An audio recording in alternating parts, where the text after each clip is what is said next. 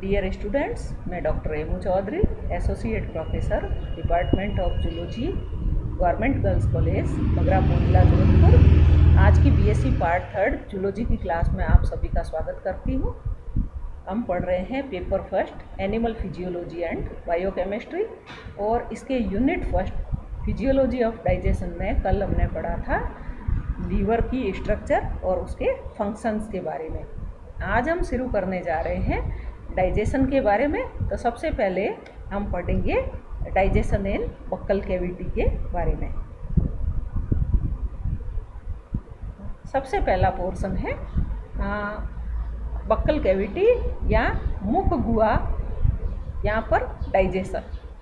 तो मुख गुहा में या बक्कल कैविटी में दो प्रकार की पाचन क्रिया पाई जाती है, जैसा कि यहाँ पर बताया गया है, mechanical digestion and chemical digestion, यांत्रिक पाचन और रासायनिक पाचन। मैकेनिकल डाइजेशन यानी यांत्रिक पाचन जो है, इस पाचन में भोजन के बड़े कणों को चबाने की क्रिया के द्वारा छोटे छोटे कणों में बदल दिया जाता है, जिससे भोजन के कणों का सतह क्षेत्रफल बढ़ जाता है, और यह काम टीथ एंड टंग के द्वारा किया जाता है, यानी दांतों और जीभ के द्वारा किया जाता है, जिसमें कि food down into smaller pieces, भोजन को छोटे छोटे कणों में बदल दिया जाता है। सेकंड है केमिकल डाइजेशन, रासायनिक पाचन। इस क्रिया के पाचन में भोजन की क्रिया लार से होती है, सलाइवा से होती है, और सलाइवा में लगभग 99.5% पार्ट जो है वो वाटर पाया जाता है, और शेष भाग साल्ट या लवणों से बना हुआ होता है। लार में म्यूसिन, लाइसोजाइम, थायोसाइनेट, टाइलिन आदि घटक पाए जाते हैं। म्यूसिन यह एक प्रकार का ग्लाइकोप्रोटीन होती है, जो कि भोजन के कणों को चिकना बनाती है। लाइसोजाइम यह एक प्रकार का एंजाइम होता है, जो हानिकारक जीवाणुओं को नष्ट करता है, और इसके कारण लार जो है एंटीसेप्टिक होती है। थर्ड है थायोसाइनेट, यह एक विशिष्ट प्रकार का इनऑर्गेनिक साल्ट है। यह भी हानिकारक या हार्मफुल बैक्टीरिया को मारता है। इसे बैक्टीरियोसाइडल साल्ट भी कहते हैं। टाइलिन प्लस स्टार्च, जब टाइलिन स्टार्च के साथ में क्रिया करता है तो डाइसैकेराइड्स एंड डेक्स्ट्रीन यानी ओलिगोसैकेराइड्स बनते हैं। तो यहाँ पर जैसे केमिकल डाइजेशन में बताया है, सैलिवरी ग्लैंड्स प्रोड्यूस सलाइवा, इसमें केमिकल्स होते हैं, एंजाइम्स होते हैं, जो कि भोजन को पचाने का काम, तोड़ने का काम करते हैं। Amylase break down starch into glucose. Amylase जो है वो स्टार्च को ग्लूकोज में कन्वर्ट करता है। साइड में देखो आप लिखा हुआ है, our body produces 1.5 litre of saliva each day. हमारे शरीर के द्वारा प्रत्येक दिन 1.5 लीटर सलाइवा का या लार का उत्पादन होता है। कंपोजिशन ऑफ सलाइवा दिखाया गया है। डेली सीक्रेशन 1.2 टू 1.5 लीटर, इसमें वाटर कंटेंट जो है 99.5% है, सॉलिड कंस्टिट्यूएंट्स 0.5% है, इनऑर्गेनिक सॉलिड्स 0.2% है, ऑर्गेनिक सॉलिड्स 0.3% है। इनऑर्गेनिक कंस्टिट्यूएंट्स इसमें sodium chloride, potassium chloride, sodium bicarbonate, sodium hypophosphate, calcium carbonate and potassium cyanide, इसको थायोसाइनाइड कहेंगे।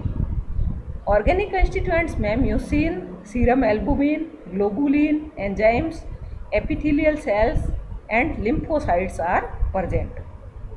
अब इसके क्या क्या कार्य है सलाइवा के, यहाँ पर फंक्शंस के बारे में बताया गया है। तो एंटीबैक्टीरियल होता है, बफरिंग का काम करता है, डाइजेशन का काम करता है, मिनरलाइजेशन का काम करता है, लुब्रिकेशन एंड विस्को इलास्टिसिटी का काम करता है, टिश्यू कोटिंग का काम करता है, एंटी फंगल है एंड एंटी वायरल है। तो यहाँ पर एमाइलेज, सिस्टेटिन्स, हिस्टेटिन्स, म्यूसिन्स, पर ऑक्सीडेजेज, ये एंटीबैक्टीरियल का काम करते हैं। सिस्टेटेंस एंड म्यूसिन्स एंटीवायरल काम करते हैं। स्टेटिन्स एंटी फंगल काम करते हैं। और amylase, cystatin, mucins, proline rich proteins and statherins ये टिश्यू कोटिंग का काम करते हैं। म्यूसिन्स एंड स्टेथेरिन्स ये लुब्रिकेशन और विस्को इलास्टिसिटी का काम करते हैं। और cystatins, statins, proline rich proteins and statherins ये मिनरलाइजेशन का काम करते हैं। और amylase, mucins and lipase digestion का काम करते हैं। कार्बोनिक एनहाइड्रेजेस, स्टैटिन्स ये बफरिंग का काम करते हैं।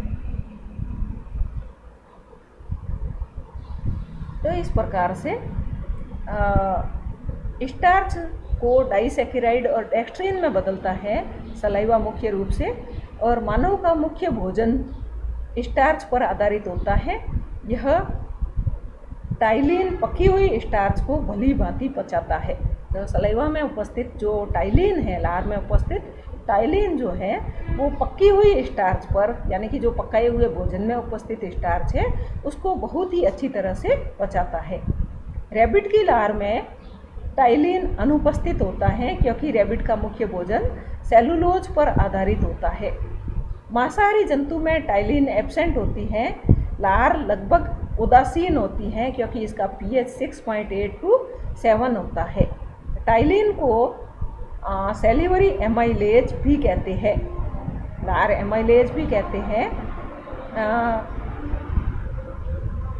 लार के स्राव का पूर्ण नियंत्रण तंत्रिका के द्वारा होता है। अनुकंपी तंत्रिका लार के स्राव को घटाती है, यानी कि सिंपैथेटिक नर्व जो है वो लार के सिक्रीशन को रिड्यूस करती हैं, जबकि पैरासिम्पैथेटिक नर्व सलाइवा के सिक्रीशन को इंक्रीज करती है या बढ़ाती है। जैसा कि यहाँ पर चित्र में दिखाया गया है कि जब हम बाहर किसी खाने की वस्तु को देखते हैं या उसका नेजल जैसे है तो उसको सूंघते हैं, तो सेलिवरी ग्लैंड्स जो है ये प्रेरित होती है और इनके द्वारा सलाइवा का सिक्रीशन किया जाता है।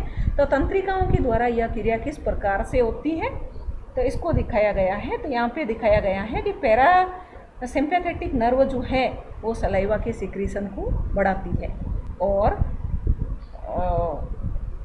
सिंपैथेटिक नर्व जो है वो लार के सिक्रीशन को रिड्यूस करती है। तो सेकंड डायग्राम में आप देखिए, यहाँ पे सबलिंगुअल ग्लैंड है, ये ग्लैंड्स दिखाई गई है। तो यहाँ पर यह जो नर्व है, यह नर्व इसके प्रोडक्शन को कम कर रही है। कल हम पढ़ेंगे इसोफेगस में और स्टमक में फूड का डाइजेशन किस प्रकार से होता है उसके बारे में। Thank you very much.